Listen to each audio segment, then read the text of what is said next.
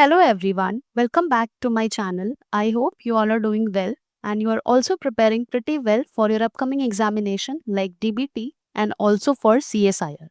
So this is the second part of whatever I have uploaded regarding the instrumentation part. So I have previously uploaded 10 questions related to core instrumentation technique with proper explanation. So you can check it out. I will provide the link of that video in the description box of this video so you can check it out. And if you like my efforts, you can hit the like button and do subscribe the channel to make me feel motivated to make some more content. So we will continue from the 11th question.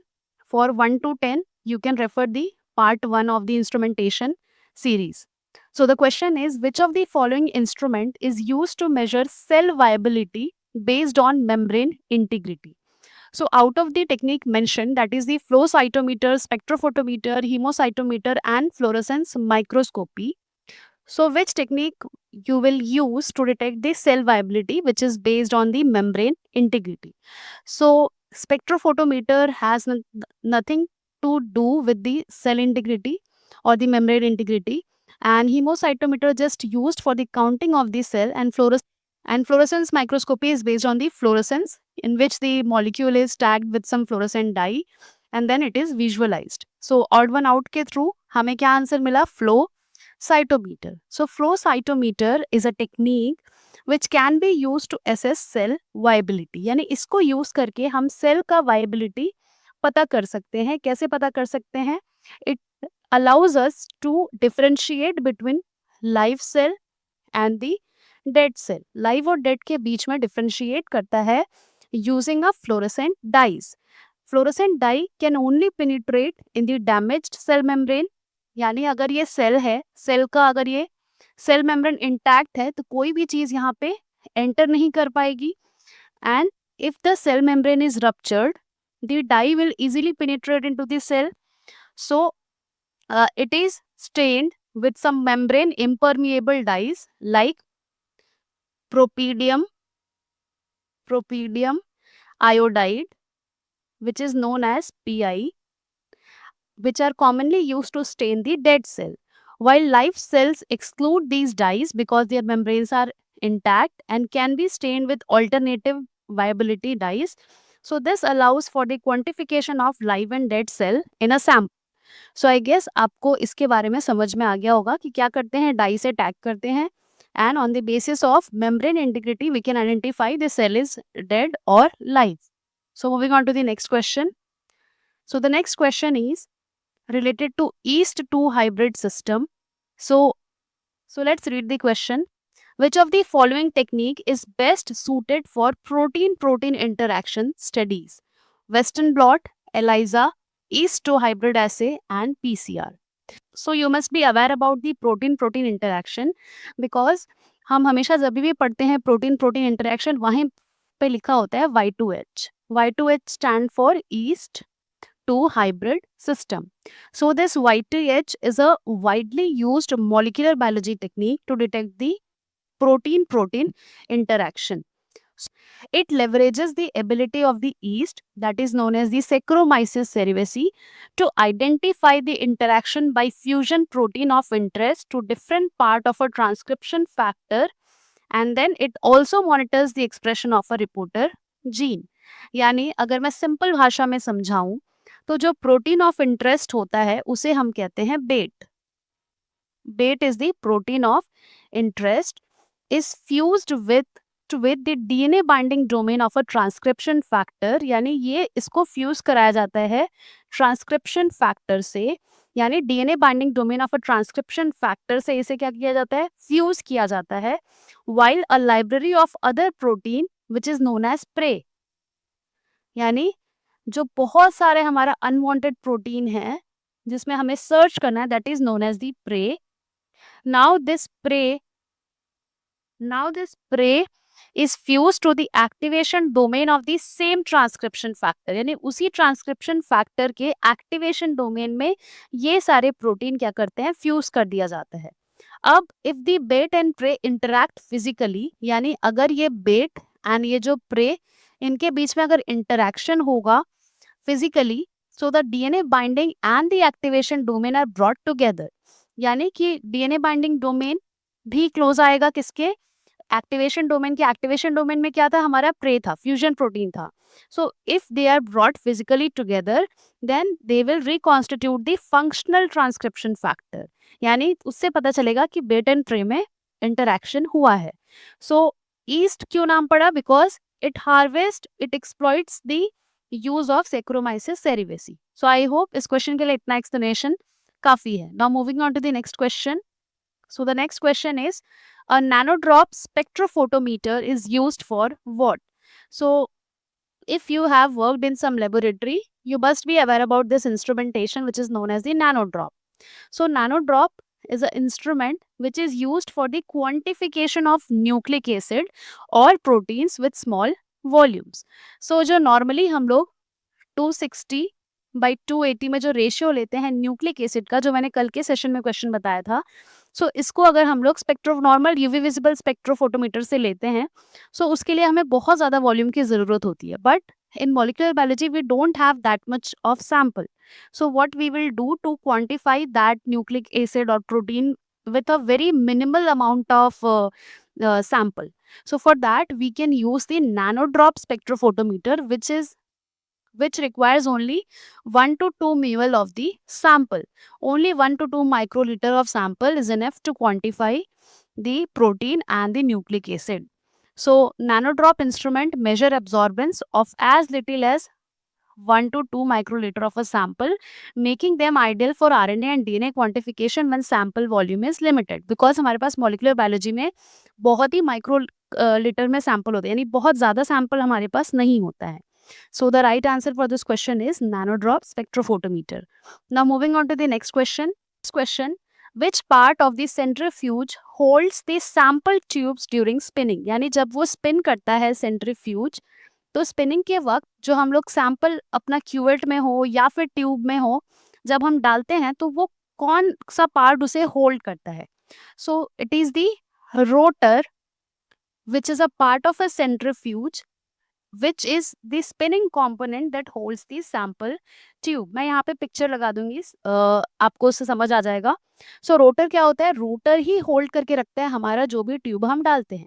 So on the basis of the rotor also there are so many different type of centrifuge जो specifically designed होते हैं कि वो सिर्फ छोटे 2 ml वाले wires या Nippon डॉफ को ही रखेंगे या फिर फाल्कन्स को रखेंगे. तो रोटर भी चेंज होता है किसी किसी सेंट्रीफ्यूज में या किसी सेंट्रीफ्यूज में फिक्स होता है. So the rotor is the spinning part of the centrifuge where sample tubes are placed. It converts rotational force RPM into relative centrifugal force to sediment the particle based on their density. Now moving on to the next question. The basic principle of ELISA, that is enzyme linked immunosorbent assay, is based on enzyme substrate interaction, antigen antibody specificity, protein denaturation, DNA hybridization. So it is basically the antigen antibody specificity. यानी ELISA का जो principal होता है वो किस पे based होता है? स्पेसिफिसिटी पे बेस्ड होता है, एंटीजन और एंटीबॉडी के. सो ये question So ELISA is a very common biochemical technique that detects the presence and or concentration of a specific antigen or antibody in a sample by utilizing a colorimetric or fluorescent reaction. जैसे कि मैंने कल के question में भी बताया था कि इसको हम लोग फ्लोरोसेंट से भी देख सकते हैं, फ्लोरोसेंटली भी देख सकते हैं या फिर कोलोरीमेट्रिक डिटेक्शन भी इसमें कर सकते हैं. सो ये बिल्कुल डिपेंड करता है स्पेसिफिसिटी पे कि एक मॉलिक्यूल स्पेसिफिक ही होता है सामने वाले मॉलिक्यूल से बाइंड होने के लिए. यानी antigen antibody will interact where specific antibodies bind to their target antigen which are often immobilized on a solid surface like a microplate well. So इसका करेक्ट आंसर है B. Now moving on to the next question. In MALDI-TOF mass spectrometry the matrix is used to do what? So सबसे पहले तो मैं थोड़ा सा introduction दे देती हूँ माल्दी के बारे में. सो माल्दी का फुल फॉर्म होता है M for matrix, A for assisted, L for laser, D for desorption and I for ionization and TOF मतलब time of flight. So it is a mass spectrometry and it is a very potential analytical technique or a very powerful technique which is used to determine the mass of a molecules, particularly the large ones like protein and peptides.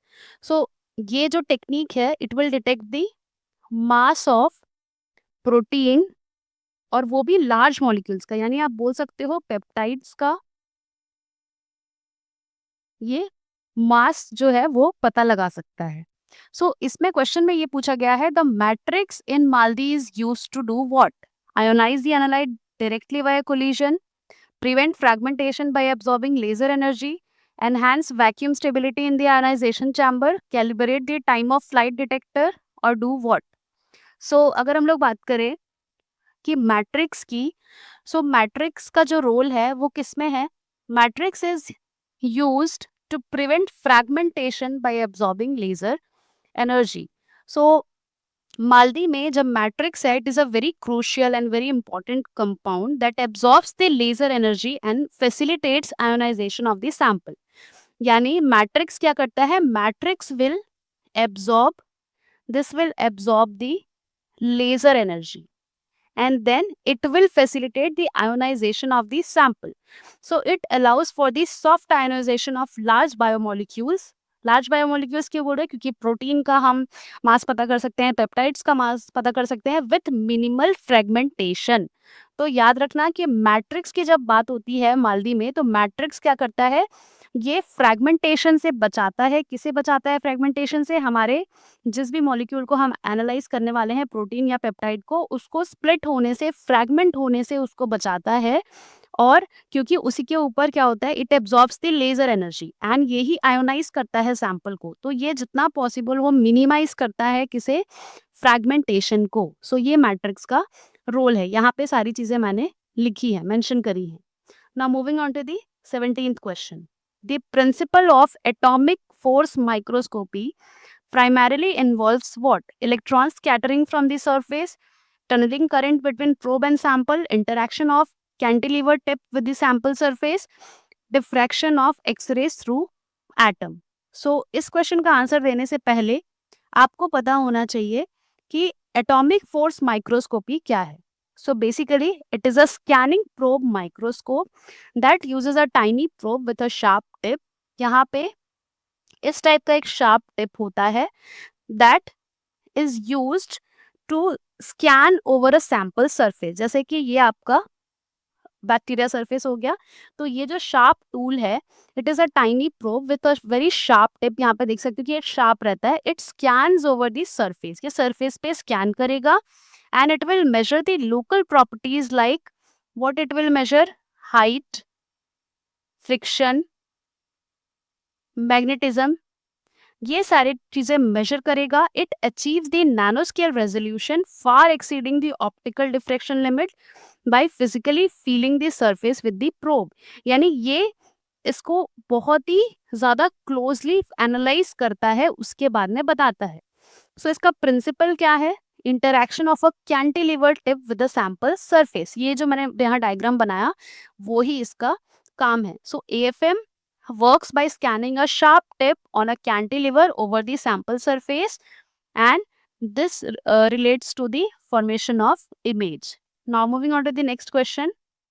Which of the following instrument use Foster resonance energy transfer for detection? Freight कौन सा technique use करता है, किस में use होता है? Real time PCR, confocal microscope, flow cytometer, fluorescence resonance based biosensor. So इसमें से आप ऑड वन आउट कर सकते थे. रियल टाइम PCR में इसका कोई काम नहीं है, कॉन्फोकल में भी नहीं है, फ्लो साइटोमीटर में भी नहीं है. ये डायरेक्टली है किससे? फ्रेट फ्लोरोसेंस हम बोलते हैं. So FRET based biosensors rely on energy transfer between two fluorophores one in close proximity. पास पास में है तो उनका क्या फ्लोरेसेंस है उसके बेसिस पर इसमें काम होता है. So the right answer for this question is option D. Now moving on to the next question. So the next question is, in 2D gel electrophoresis, the first dimension separate protein based on molecular weight, net charge, hydrophobicity, shape. So in the 2D gel electrophoresis, the first separation is solely based on the net charge, that is the isoelectric point. So in 2D, the first dimension is isoelectric focusing. which separate protein based on their isoelectric point. The second dimension is SDS page, which then separate based on their size.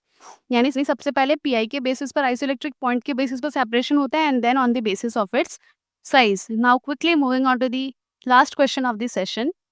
The primary function of a quadruple in a mass spectrometer is. ये question DBT में हमेशा देखने को आपको मिलेगा, क्योंकि DBT में ज़्यादातर ये जो क्वेश्चन है वो हमेशा इंस्ट्रूमेंटेशन से ही उठाया जाता है एंड बहुत ही बेसिक होता है, बहुत ज़्यादा डिफरेंस नहीं होता है.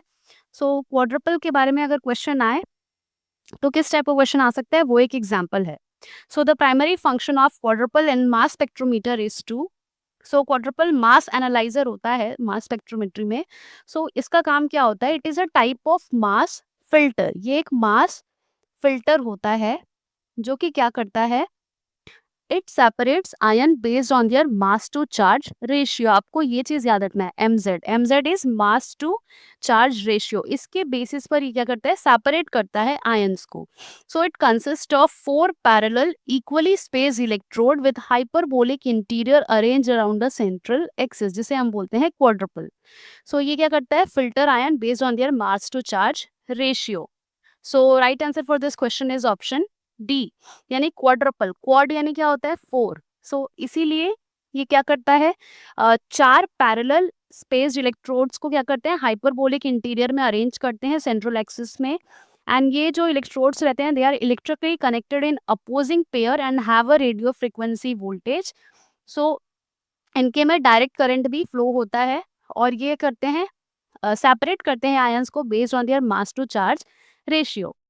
सो आई होप ये सेशन आपको समझ आया होगा. इसमें क्वेश्चंस थोड़े से कंपैरेटिवली टफ थे. कल से हम लोग और ऐसे इंस्ट्रूमेंटेशन के क्वेश्चंस करेंगे, because instrumentation is a very important part for each and every exam, whether it is CSIR, DBT, GATE. It will provide you so many marks if you complete the unit very thoroughly.